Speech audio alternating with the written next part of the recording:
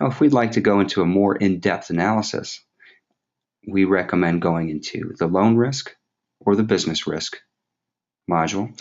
And when we do so, this will allow us to analyze our client from a more in-depth perspective. This module will allow you to look into a profitability performance analysis, looking at return on asset investment and a number of other key profitability metrics. And likewise, looking further in depth into liquidity, going beyond what traditional liquidity ratios can do by way of using the net balance position.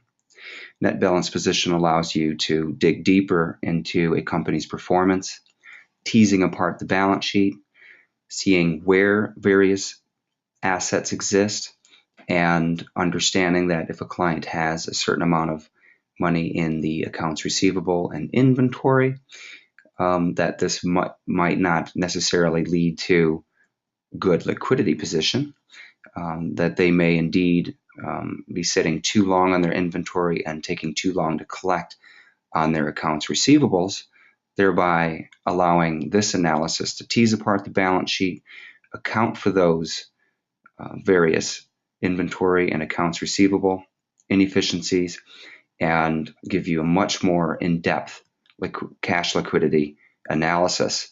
And in this case, we can see we have not only an age of inventory issue that was picked up in our business scorecard analysis, but we also have a collection period issue and an overall cash conversion cycle issue. This report will give you an overall pass-fail looking at all of these metrics. This pass-fail at the top will address these questions. Is this company in good financial health or not? Will this company be able to weather an economic or business downturn or not? Will this company be able to handle additional liabilities or not? And is this company a good bet to extend lending to? It's very important that your company or your client's company pass this analysis. Once you do, you can go forward and fill out additional subjective evaluation information regarding management team, market viability, and so forth. The system will give you a risk score from 0 to 100, and that's ideal for comparisons across various statements.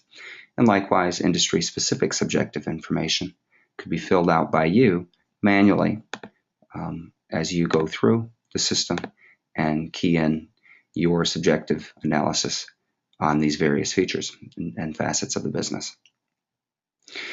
Now, once you see where you've gone in performance over the past year that you're analyzing, you can begin to further analyze in depth beyond just identifying red flags and performing what-if scenarios to enhance liquidity or profitability.